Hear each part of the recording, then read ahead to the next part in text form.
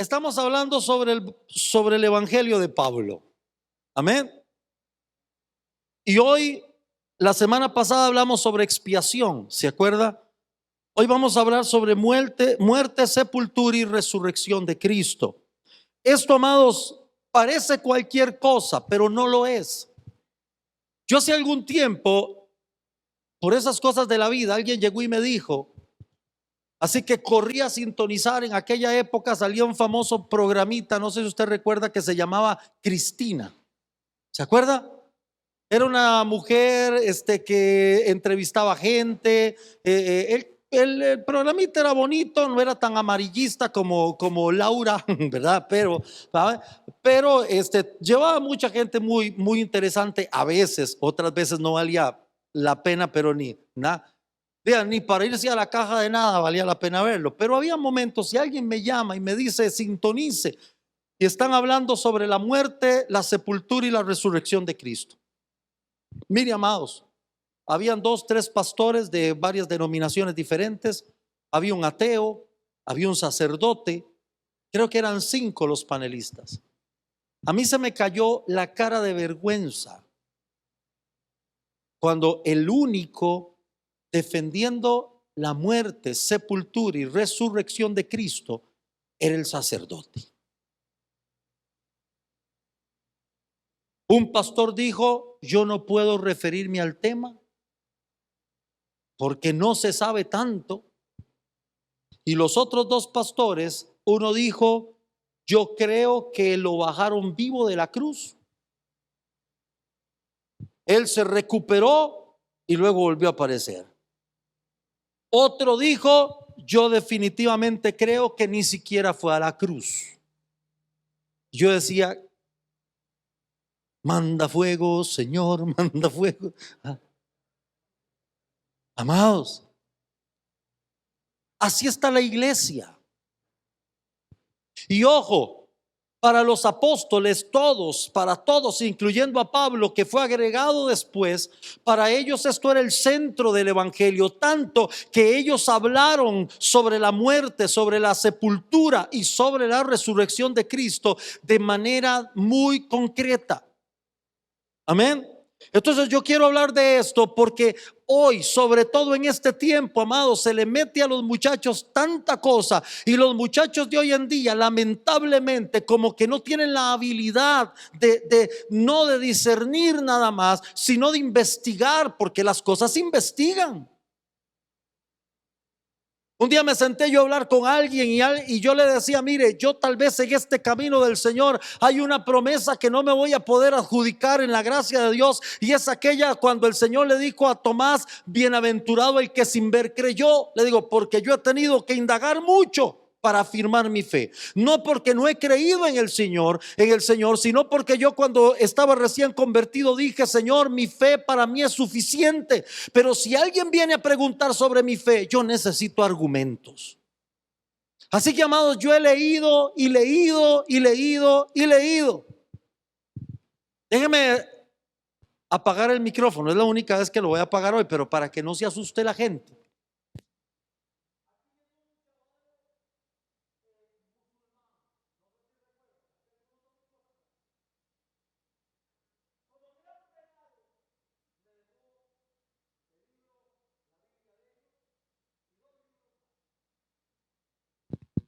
Ya los estoy estudiando.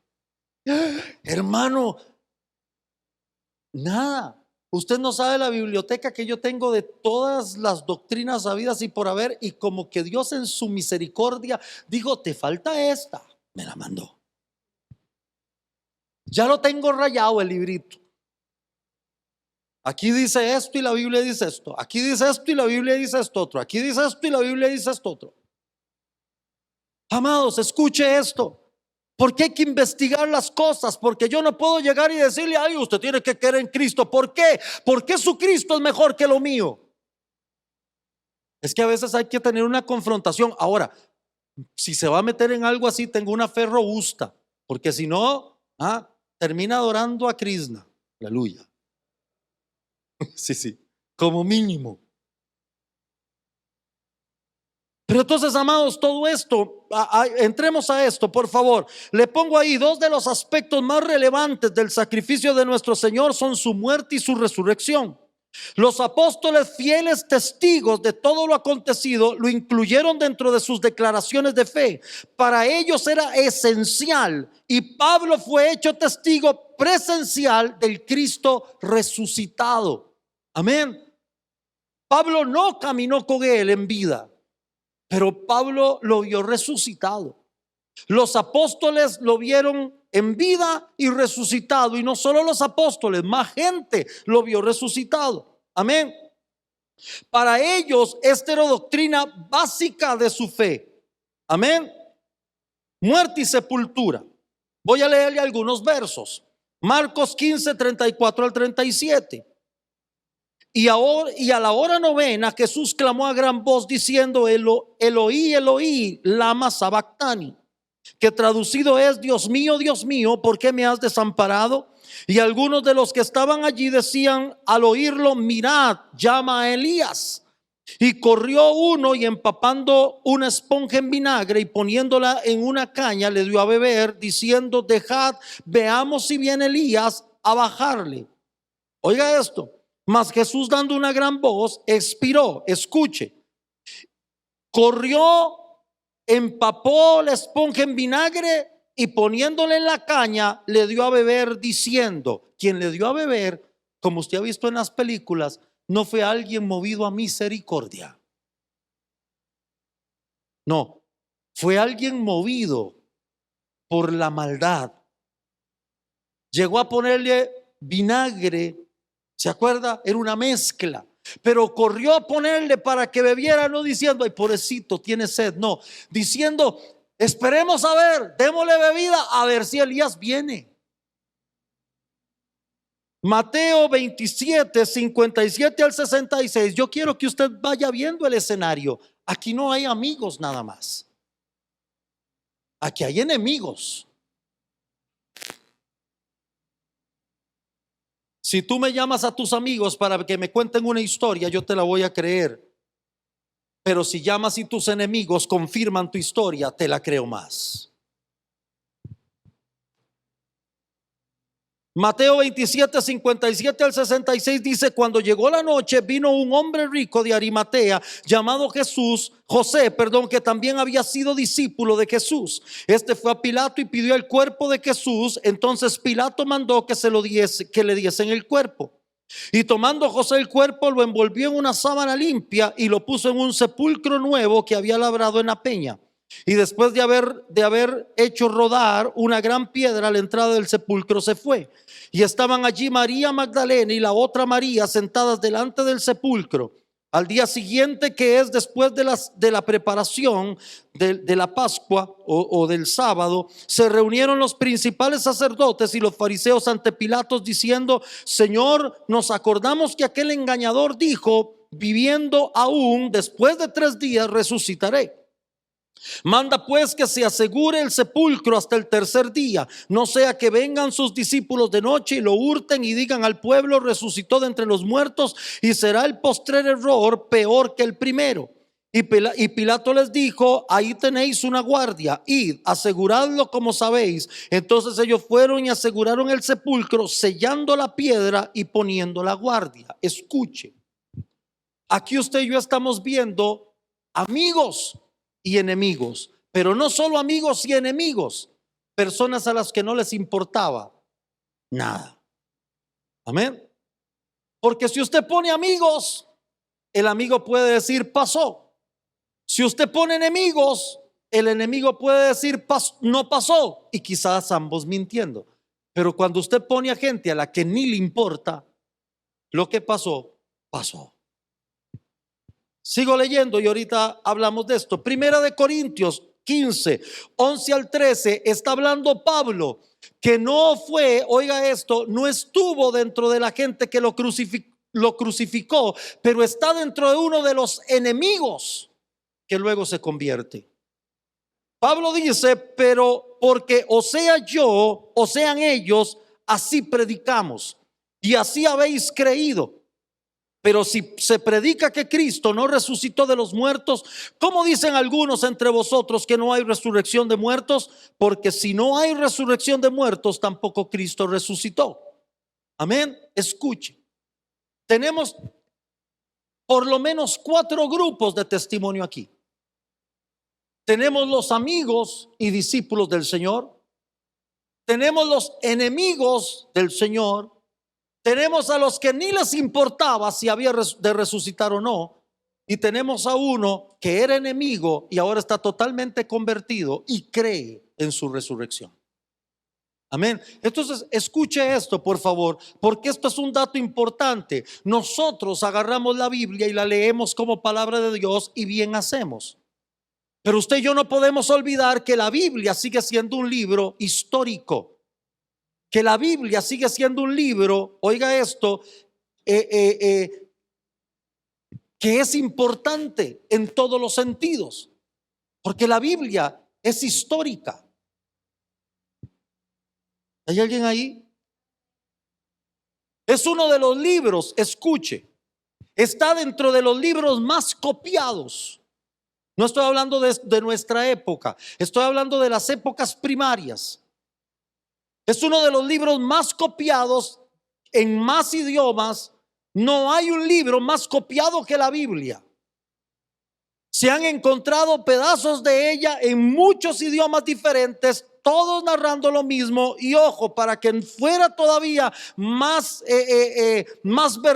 veraz lo que ella habla, historiadores importantísimos de las primeras épocas hablaron acerca de Jesús.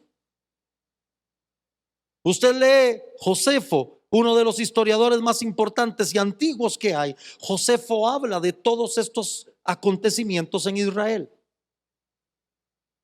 Entonces, le pongo allí, los involucrados en estos actos son innumerables. Líderes judíos, oficiales romanos, discípulos del Señor, innumerables presentes de diferentes regiones. José de Arimatea, que ofreció el sepulcro, y las 2 Marías que ayudaron a preparar el cuerpo para la sepultura. Todos aquellos testigos, amigos y enemigos, confirmaron el hecho y lo vuelven innegable. Ahí más abajo le pongo, y esto es importante, los oficiales romanos. Los oficiales romanos eran gente especializada en matar a la gente en crucifixión.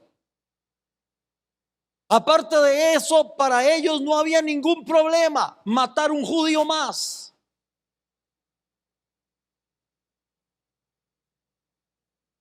Así que agarrar al Señor, crucificarlo, para ellos era un asunto normal. Pero es que ellos, escuche esto, eran profesionales en su campo. Yo sé que suena sangriento, pero esta gente era profesional en matar. ¿Usted cree que Jesús se les hubiera escapado? Esta gente era profesional, sabían cómo hacerlo, sabían cómo causar dolor, sabían cómo llevar a la persona, cuánto tiempo iba a durar allí. Ellos lo sabían todo. Es más, ellos sabían con solo ver a la persona si ya había muerto. Eran profesionales en su campo. ¿Saben cuántos crucificados pueden haber habido antes del Señor? Así que no se les podía escapar uno. Y ojo, no solo eran profesionales y sangrientos en su campo, es que ellos pertenecían a un grupo que era igual de sanguinarios. Eso era como trabajar, amados, para un narco. Si su trabajo no estaba bien hecho, los que respondían con la vida eran ellos. Así que se habían vuelto profesionales, primero porque amaban esa forma de hacer, y también porque respondían con su propia vida. Así que no se les iba a escapar uno. Dice la Biblia que cuando llegaron, porque ya estaba la víspera de la Pascua, dice que llegaron y lo vieron, sus síntomas eran de que ya había muerto.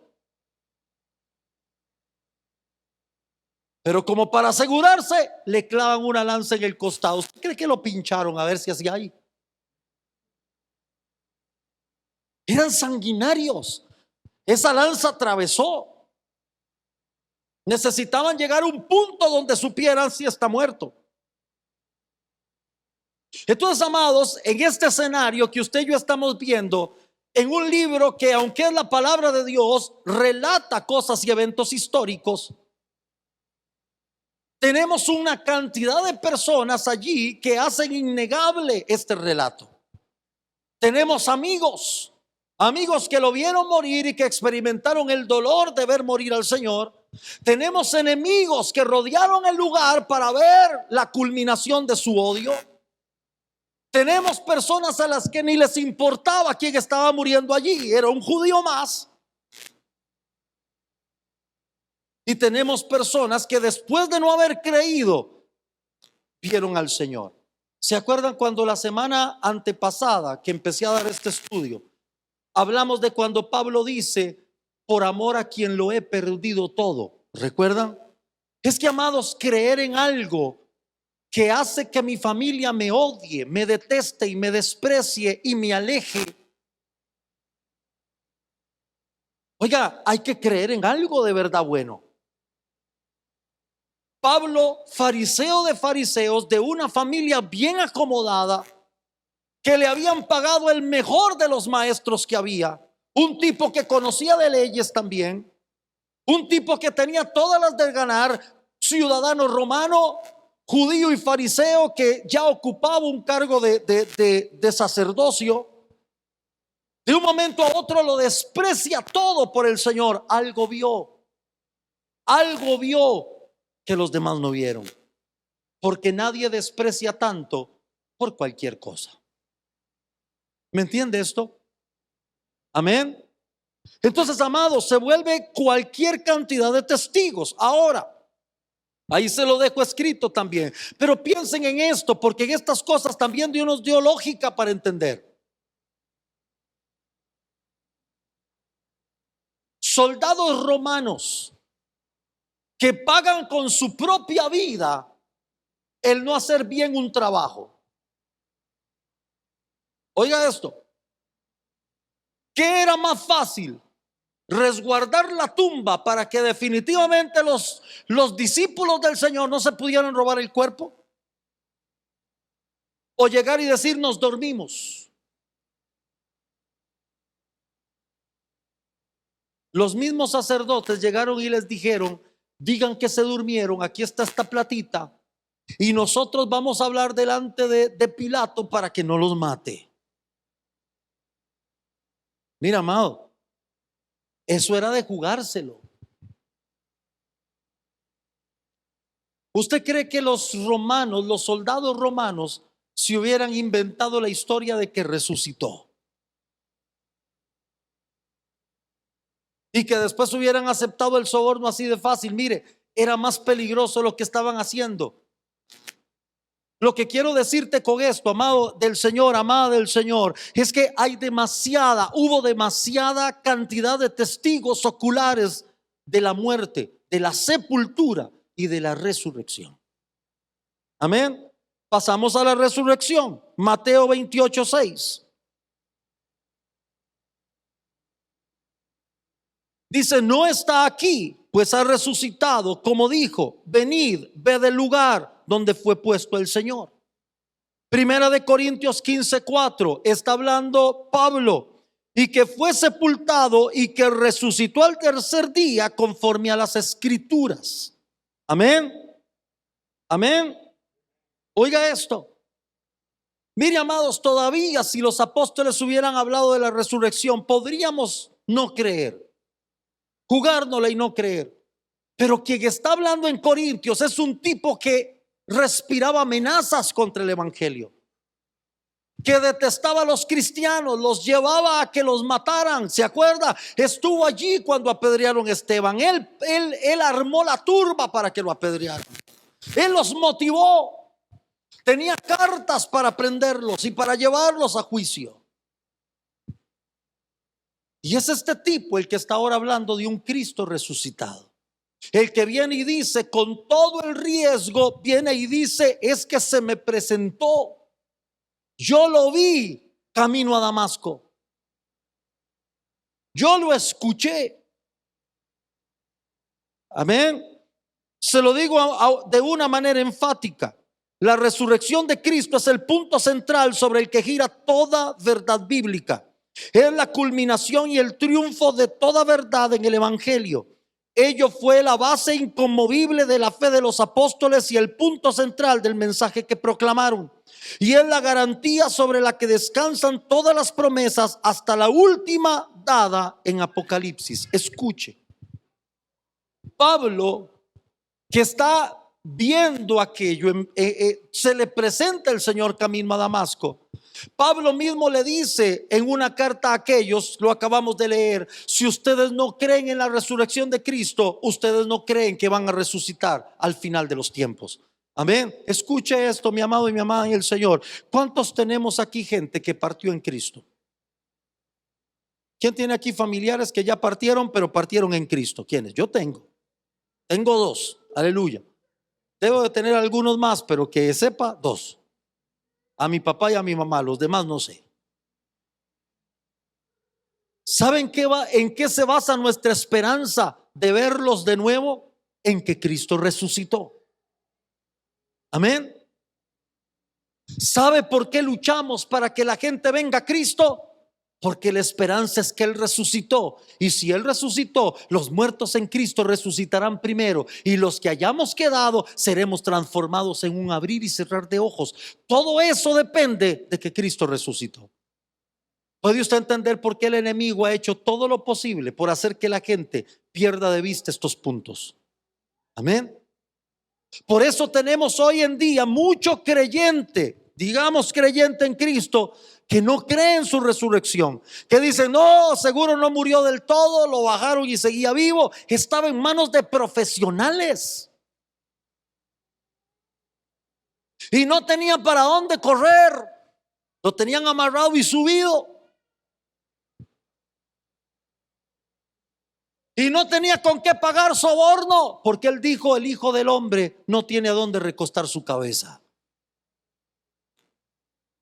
José de Arimatea, el tipo, llega, pide el cuerpo, se lo dan, lo envuelve en la sábana, se lo lleva para el sepulcro. Marta y María ungen el cuerpo porque era la costumbre. Es que son demasiadas las personas que fueron testigos. Ya ni siquiera le estoy hablando a nivel palabra de Dios, le estoy hablando a nivel historia. Aquí habemos varias personas. ¿Sabe lo difícil que sería engañar a alguien diciendo que esta reunión no sucedió?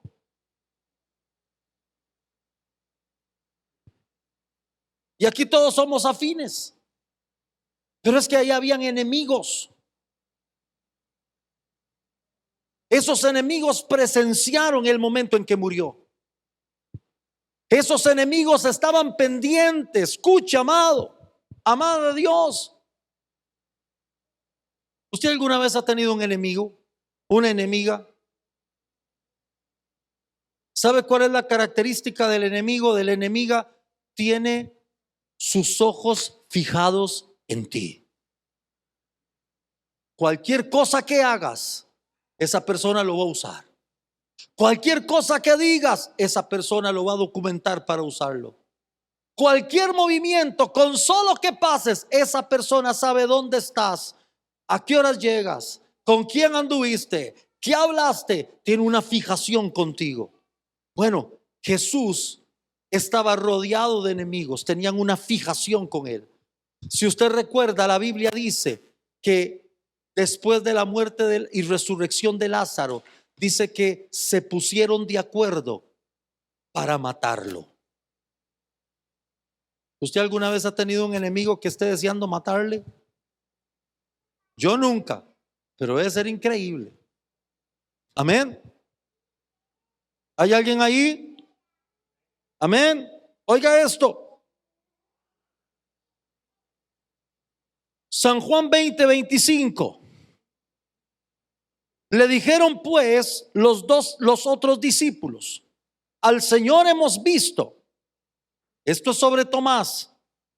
Él le dijo: si no viere en sus manos la señal de los clavos, y metiere mi dedo en el lugar de los clavos, y metiere mi mano en el costado, no creeré.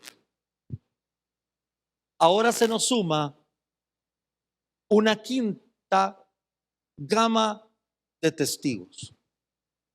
Estaban los amigos, los enemigos, los soldados a los que ni les importaba A ni les importaba B. ¿Está bien? Oiga esto. ¿Cuál otro dije? Bueno. Bueno. El enemigo convertido, gracias siervo. Y viene la quinta. Los amigos que no me creen. Como dice el dicho, con amigos así. Porque ojo, ya no solamente tenemos los 4 mencionados, sino que ahora dentro del grupo de los que sí me creen, hay una cantidad de personas que dicen, no, eso no es así. Ustedes están vacilando. Eso no puede pasar. Y yo solo voy a aceptarlo con pruebas. Qué fuerte. Amén. Amén, amados. Amén, amadas del Señor. Oiga esto, porque esto está importante. Amén. Oiga. Usted conoce la historia de Tomás, yo no necesito contársela.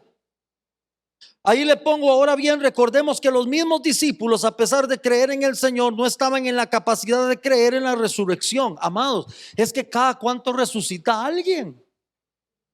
De aquí nos ponen un muerto, ya.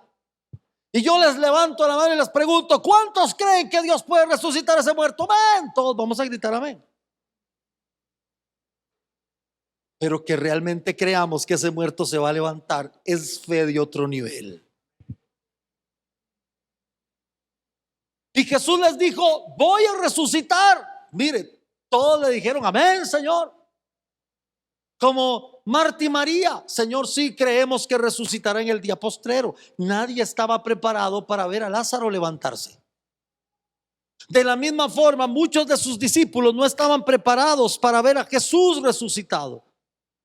Así que Tomás, que posiblemente fue el único valiente que dio el paso adelante, quizá había muchísimos más creyendo lo mismo que él, pero no se atrevían a decirlo. Tomás dice, no, señores, yo necesito ver las heridas de sus manos, yo necesito ver con mis propios ojos todo lo que le pasó y necesito hasta meter la mano para que usted vea que no fue que lo punzaron en el costado. Necesito meter la mano en su costado, y si eso hago, creo.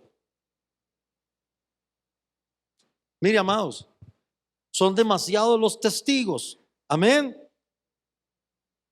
Ahí le pongo, pero luego y como una prueba indubitable de la resurrección, todos ellos entregaron sus vidas antes que negar lo sucedido. Le habían visto, tocado, comido con él y hablado con él por 40 días luego de resucitado. Eso explica la asombrosa capacidad de estar en medio de peligros, de llevar el evangelio y de afrontar aún su propia muerte. Mire, amados,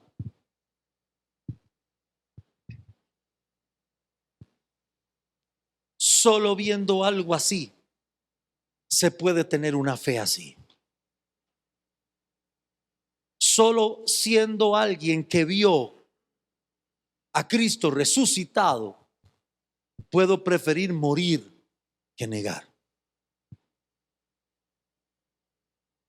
Amén.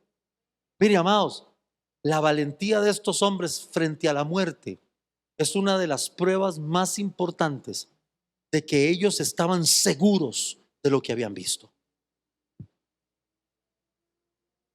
¿Me entiende esto? Amén. Entonces, amados, esto es más que la historia que a alguien se le ocurrió contar. Esto es algo más que mitología. Es que la Biblia es un libro histórico también, y la Biblia documenta. Oiga, Lucas, que hemos hablado de Lucas, doctor, un tipo acostumbrado a investigar, a examinar la evidencia. Amén. Pablo, un tipo de leyes, un hombre que no había creído, ahora es un tipo que examina las cosas, que entrega los hechos, amén, que le dice a la gente, y ahorita lo vamos a ver más adelante, Pablo le dice a la gente prácticamente, señores, vayan, investiguen, porque hasta el día de hoy todavía hay gente que estuvo en ese momento viva entre nosotros. Amén.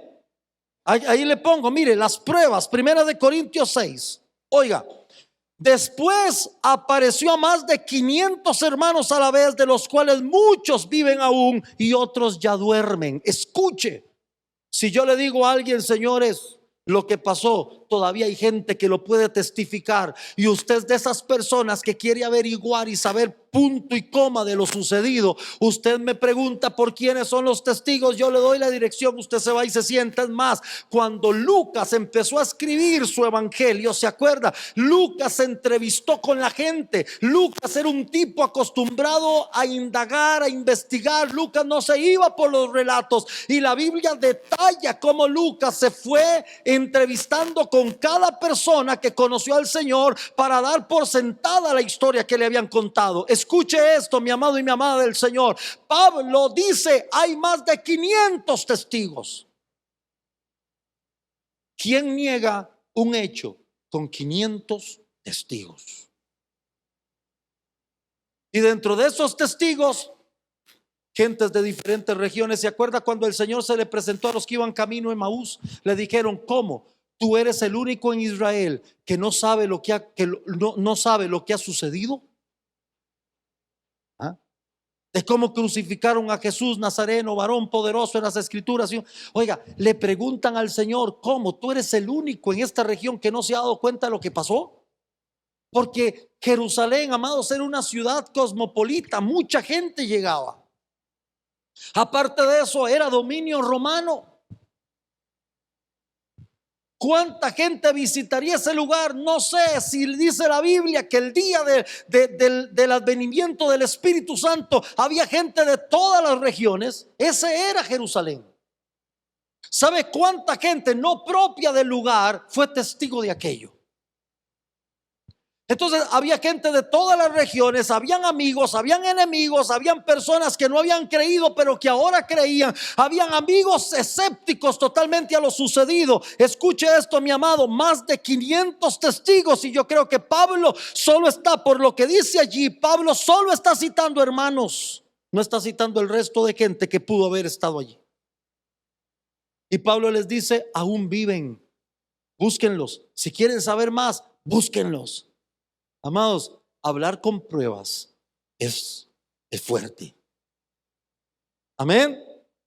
Amén. Las pruebas que ofrecen las escrituras son formidables. El apóstol Pablo dice que fueron cientos de testigos oculares de la resurrección, y como si fuera poco, dice que muchos de ellos aún vivían a la hora de escribir su carta. Se lo digo de manera más concreta. Pablo motivó a la gente a investigar detalladamente la evidencia. Él estaba totalmente seguro de la verdad, y para reafirmarla apeló a los cientos de testigos. Vean, amados, hoy el mensaje era un poco más corto porque es doctrina, pero doctrina que usted y yo no podemos menospreciar. Pero ¿para qué nos cuenta esto? Creemos en la resurrección, creemos, sí, pero usted tiene que entenderlo, porque toda su fe y toda mi fe descansa en la resurrección de Cristo. Y no solo eso, porque eso sería fácil. Toda su fe y toda mi fe descansa en que Él murió. Amén. Porque cuando Él murió, Él venció la muerte y el pecado. Y cuando Él resucitó para resucitarnos con Él. Eso es lo que se hace en el bautismo. ¿Recuerda? Lo meten a uno al agua, dicen, muerto al pecado, muerto al mundo, muerto a todo. Lo sacan del agua, resucitado para una nueva vida con Cristo Jesús. Así que, amados, escúcheme esto, por favor. Este es un tema histórico, tal vez no haya tanta profundidad de revelación y de cosas, pero es que así es mucha de la doctrina, es básica. Yo tengo que entender que Cristo fue mi sustituto, que su muerte fue agresiva, complicada, que su muerte satisfació, más bien, perdón, o no sé si estaba bien la anterior, pero me gusta más esta opción, que su muerte satisfació la ira de un Dios justo. Amén. Eso quiere decir que Dios se enoja. Amén. Entonces, ¿qué, hermano? Ahora vamos a vivir con un miedo pavoroso. No, Dios también nos ama, Pero yo no puedo llegar y decir que porque Dios es amor no se puede enojar conmigo, que porque Dios es amor no va a condenar al mundo, que porque Dios es amor no le va a cobrar a la persona el pecado. Amén. Lo vamos a ver en estos días más adelante. El evangelio, las buenas nuevas. ¿Qué sería para usted una buena nueva? ¿Ah? Se murió tu tío rico y te dejó en el testamento. Qué buena noticia. Claro, ponga cara de tristeza. Llegue llorando si puede. Lleve una corona que diga, lo siento por usted, porque por mí no. No sé. Eso es una buena noticia. Te aumentaron el sueldo. Qué buena noticia. Porque la palabra evangelio significa buenas nuevas. Qué curioso. Estas buenas nuevas son arrepiéntete, para que tu Dios te perdone y sea tu Padre. Suave, suave, suave. ¿Cómo? Eso es como esas peliculillas, usted ha visto que sacan, donde le dicen, sí, se murió tu tío rico, pero tiene por la herencia tiene una cláusula. ¿Se acuerda? Tienes que hacerte cargo de su perro. Y su perro es un mastín brasileño, así bravísimo. Se murió tu tío rico, pero tienes que pasar una semana en esa casa y asustan. No seas tan bárbaro. ¿Ha visto esas peliculillas? Es una base de nuestra fe que Cristo murió por nuestros pecados para satisfacer la ira de Dios. ¿Qué clase de Dios es ese? Dios no necesita explicarse. Maylin, ¿qué niña más linda tienes? Tú necesitas explicarle a tu niña porque a veces sí, a veces no. Uno lo hace. ¿Pero qué crees que está entendiendo? Ni jota. Los padres no necesitan justificarse ante los hijos. Si se equivocan, sí. Si cometen un error adrede, sí. Es bueno pedir perdón para que aprendan humildad. Pero como que yo venga y le diga a un niño, a una niña, a veces la susodicha empieza con él. ¿Pero por qué? ¿Pero por qué? ¿Pero por qué? ¿Pero por qué? ¿Pero por qué? En cada pero por qué hay algo químico que empieza a suceder dentro de mí. Es algo químico que llega a sacar de mí el Hulk. Empiezo a sentir, no que me pongo verde, que vomito verde. Hasta que de un momento a otro sale alguna que posiblemente muchos de ustedes ya han usado. Es, listo, porque dije yo y se acabó. Y no quiero oír ningún pero ¿por qué vas? Porque nosotros no nos justificamos en el por qué. Porque si tienen la madurez para entender el por qué, pues se lo explicamos. Pero si no tienen la madurez para entender el pero por qué, entonces, ¿para qué el pero por qué? Dios no necesita justificarse ante la humanidad. Estaba lleno de ira contra el pecado del ser humano y necesitaba que esa ira fuera satisfecha. Y mandó a su hijo a morir. ¡Qué cruel! Lo que le dé la gana. Dios no necesita justificarse. ¡Qué abrumadora historia! Lo que le dé la gana. Dios no tiene por qué justificarse. Aleluya. Y también es una base entender que Cristo sí murió. Si no hubiera muerto, usted y yo no tendríamos perdón. Por eso Hebreos dice, sin derramamiento de sangre no se hace remisión de pecados. ¿Sabe qué es la palabra remisión? Es que esos pecados fueron retirados. que él tenía que ir a la sepultura es un dato importante, porque es el sello de que murió, de que estaba allí. Y la resurrección es el otro hecho principal de nuestra fe también. Porque Él resucitó, nosotros tenemos una nueva vida en Él. Amén. Amén. ¿Sobre qué está basada nuestra fe? Sobre la misma fe, pero también sobre hechos verídicos que se pueden catalogar científicamente. Son una ciencia. Es una ciencia, y Pablo, al igual que Lucas y que los demás apóstoles, están haciendo uso de una ciencia que hasta el día de hoy es importante para develar cualquier situación fuerte que haya, cualquier situación en vida que haya. ¿Sabe qué se usa para saber, para que quien me lleve a mí a alguna situación pueda corroborar mi historia? ¿Sabe qué se usa? Testigos. Amén. Testigos. Y cuando vamos a una situación y ocupamos testigos, ¿a quién buscamos? Al amigazo, al pura vida, al buena gente. No, buscamos a quien estuvo allí. A mí me tocó una vez ir a un juicio. Iba en un taxi bajando de Coronado. Lucrecia y yo éramos novios. Yo venía bajando de Marcar, aleluya. Y se nos metió un carro, hermanos. Yo tras de eso andaba quebrada esta pierna de un accidente de tránsito que habíamos tenido. Y cuando usted sabe, lo típico, lo normal, cuando usted ve que un carro se le mete y usted va del otro lado, no va de chofer, igual usted frena. Así que yo hice así, sentí un dolor agudo porque esta pierna estaba quebrada. Así que sentí que aquel frenazo se me fue hasta el alma. Acabamos de pasar un accidente, me bajé así. El chofer me tomó los datos, el del taxi me dijo para que vaya de testigo. Yo se los di. Usted sabe cómo son las leyes en este país, amado. Ya se me había olvidado. Cuando un día recibo una notificación, vea si fue hace años que fue por telegrama. Cualquier cosa, jóvenes, pregunten en casa qué es un telegrama. Me llega el telegrama, me voy a la citación. Cuando llega, hay un croquis así.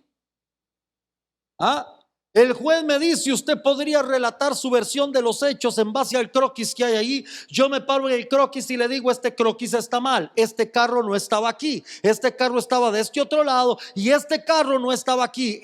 Al que le dimos ya estaba en esta posición. Y empecé a contar. Cuando el juez terminó de oír, llegó y dijo: el testimonio del testigo es contundente porque entiende perfectamente lo que pasó. Así que por mi culpa, no, por favor mío, el taxista salió bien librado, y por culpa mía al otro lo cocinaron. Lo que quiero decirles es que importante es un testigo ocular. Y Jesús se rodeó no solo de sus amigos, se rodeó de los amigos que no creían tanto, se rodeó de los enemigos, se rodeó de los que no les importaba y eran profesionales en matar a alguien en esa forma. Y también tuvo uno que, habiendo sido enemigo, lo había visto resucitado. Prueba contundente. Todos ellos, todas ellas, porque no solo hombres murieron por lo que sabían. Mire, amados, yo no puedo saber, creo que usted tampoco puede saber. Habría que estar en un momento muy decisivo de vida para saber si yo sería capaz o usted sería capaz de morir por Cristo. Pero si Jesús se parara en este momento aquí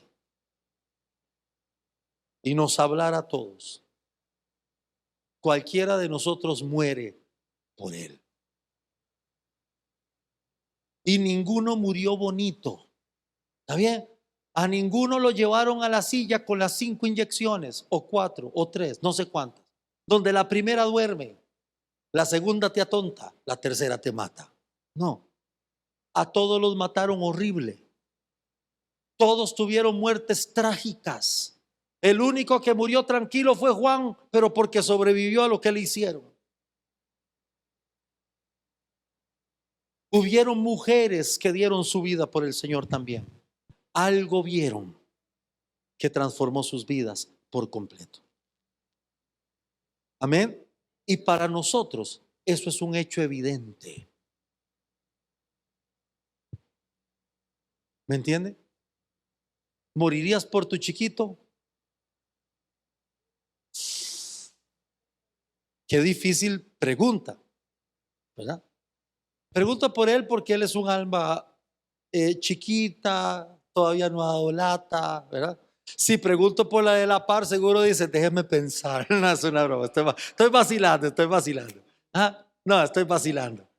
Mire, amados, ¿por qué un padre muere por un hijo, una madre muere por un hijo y quien no tiene un hijo no va a morir por un hijo? Porque es que nadie muere por lo que no tiene. Ellos murieron por lo que tenían. Ellos lo vieron, caminaron con él. Jesús se les paró en media reunión. ¿Se acuerda? Llegó y le dijo a Tomás, Tomás, aquí está. Venga, vea y venga y meta la mano. Ya venían varias mujeres diciendo, resucitó, ¿se acuerda? María fue la primera en verlo resucitado. Y él le dijo, ve y dile a tus hermanos, suba a mi Dios, a vuestro Dios, a mi Padre, a vuestro Padre, adelántate, corra, dale la buena noticia, resucité. Usted sabe cómo llegó esa mujer. ¿Ah? Y para evidencia, Tomasito. ¡Ja! ¿Quién sabe que se tomó esta vieja? Loquita. ¿Ah? ¿Quién sabe qué vio en su angustia? Y se para el Señor ahí en medio. Lo vieron los que iban camino a Emaús. Lo vieron los discípulos que salieron a pescar frente al mar de Tiberia o en el mar de Tiberia, ¿se acuerda? Lo vieron los que estaban en la casa donde estaba Tomás. Dice la Biblia que se le presentó, dice Pablo, a más de 500. Aparte de eso, solo estoy hablando de estas dos cosas. Déjeme poner unos datitos para irnos ya. Si usted recuerda, dice la Biblia que en la muerte de Cristo el lugar tembló. Dice que se abrieron los sepulcros de santos. Y dice que resucitaron y que descendieron a Jerusalén y empezaron a testificarle a la gente que el que había muerto en la cruz era el Señor. O sea, solo estoy hablando de muerte, sepultura y resurrección, pero no estamos viendo el resto, que es igual de magnífico. Amén. Dice la Biblia, ojo, amados, escuche esto, cómo se iban a enterar los de a pie que el velo del templo se rasgó. Eso fue una noticia que salió de los sacerdotes hacia la gente. Se rasgó el velo. Habían evidencias que no podían callar ni los amigos ni los enemigos. Ahora los romanos llegaron y le dijeron a los judíos, resucitó. La piedra se movió y se hizo un resplandor allí. Todos quedamos ciegos.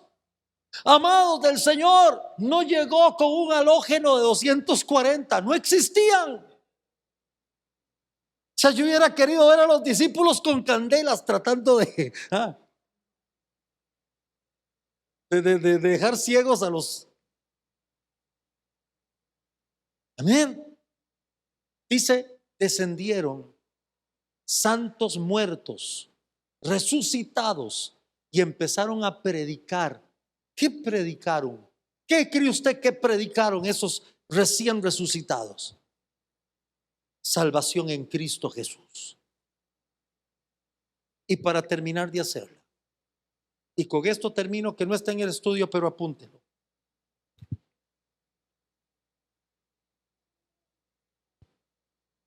Si se muriera mi tío millonario, no sé si tenga, pero por fe, no es una broma, y me hace heredero de una hiperfortuna, y yo vengo aquí y les cuento a ustedes, hermanos, nos ganamos una mega herencia. Soy rico, Rolls Royce para todos, lo sé. Yo tendría el testimonio de ustedes que saldrían de aquí diciendo, el pastor se volvió rico, y si les llegan los carritos nuevos a principios de año del otro mes, dicen, es cierto, es millonario el hombre, y de un momento a otro este edificio lo compramos, lo botamos y lo hicimos nuevo y bellicísimo. Dice, es cierto, es millonario el tipo. Pero ojo, usted no está poniendo en evidencia algo que la Biblia no dice explícita, pero sí implícitamente. Que si lo que yo les digo de me volví millonario fuera mentira, y ustedes porque me aman mucho salen diciendo si es cierto es millonario aunque sea mentira, la demás gente que me conoce tendría todo el derecho a desmentir la información. Y no existe en la historia un solo libro de la misma época de alguien que haya contradecido el testimonio de los discípulos. ¿Sabe cuántos libros inundarían la historia humana diciendo no es cierto lo que ellos dicen que pasó? Pero curiosamente, ni los historiadores más antiguos relatan que se haya levantado una turba diciendo no es cierto. Los religiosos sellaron la boca de los romanos, pero no pudieron impedir que la noticia corriera. ¿Sabe cuánta gente pudo haber desmentido la información?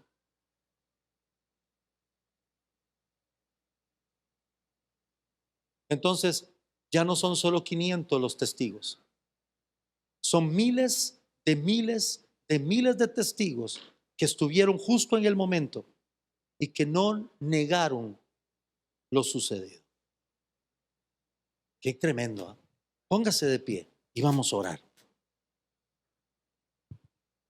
Amados, esto es doctrina, pura doctrina. Gracias, Tito. Básica, pero vital. ¿Por qué creemos en la muerte y resurrección de Cristo y en su sepultura? Por fe, pero también por hechos históricos. Les recomiendo un librito, si le gusta leer. Bueno, no es tan librito, es librote, es bastante grande. Se llama El caso de Cristo, de un hombre, un escritor, Lee Strobel. Lee Strobel es ateo, casado con una mujer agnóstica, y su esposa se convierte. Y cuando la esposa se convierte, él empieza un estudio bien profundo sobre Jesús. No con la idea de saber si lo que ella creía era cierto, sino con la intención de demostrarle a ella que en lo que estaba creyendo era una utopía, una falacia, una mentira, una ilusión. Este hombre empieza a escribir. Ahí en su libro, ese hombre se entrevista con gente tan brillante, científicos, académicos, ¿cómo se le llama? A los rectores de universidades, pero estamos hablando de Yale, Harvard, ese tipo de universidades. No estoy hablando mal de las nuestras. Yo me siento muy orgulloso de las universidades estatales de este país. Usted no sabe cuánta gente se gradúa de esas universidades venidas del extranjero. Se vienen aquí a estudiar especialidades. Costa Rica está muy bien puntualizada a nivel mundial. Por eso nos duele tanto que nos gobierne.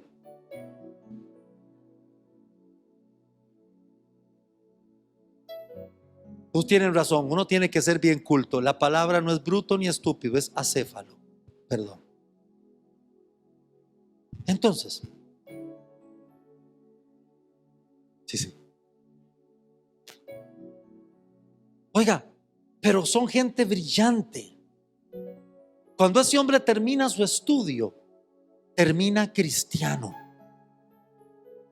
Hoy es conferencista, ha escrito no sé cuántos libros, los tengo todos buenos. El último, genial, El caso del creador. Oh, está volando. ¿Por qué creen que termina cristiano? ¿Porque lo picó algo y lo llenó de fe? No, porque la evidencia es abrumadora. Así, es abrumadora. Así que su fe y mi fe no solo está basada en más fe, está basada en historia, está basada en hechos verídicos, irrefutables. Así que vamos a orar y dele gracias a Dios. Dígale: Señor, gracias por mi fe, pero también gracias porque esta fe no la dejaste encerrada en algo que parezca ignorancia. No. Mientras usted ora, usted se ha dado cuenta por qué el diablo ha luchado tanto por hacernos ver como gente tonta. Que los que tenemos la fe en Cristo somos gente tonta, que no ha madurado, que no ha evolucionado. Porque lo único que puede hacer el diablo contra tanta evidencia, lo típico, lo que siempre se hace cuando alguien tiene la razón: si tienes la razón y yo no la tengo, te voy a ridiculizar. Así voy a quitarle a la gente la idea, o le voy a quitar a la gente que esté enfocado en tu concepto o que esté enfocado en tu verdad, y lo voy a hacer que se enfoquen en que te estoy ridiculizando. Eso es lo que el mundo ha hecho: ridiculizar cristianos, porque no tiene argumentos para negar nuestra fe.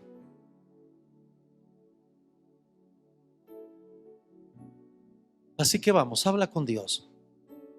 Cuando te acercas a Dios, te acercas a un Dios que no solo está ahí por fe, es un hecho evidente, es un hecho histórico, que con quien estás hablando resucitó. Es un hecho histórico. Por eso también dice la Biblia: es necesario que quien se acerca a Él se acerque creyendo que le hay, que Él existe y que es galardonador de los que le buscan. Tu fe y mi fe no solo está basada en más fe. Tu fe y mi fe está basada en hechos históricos, reales.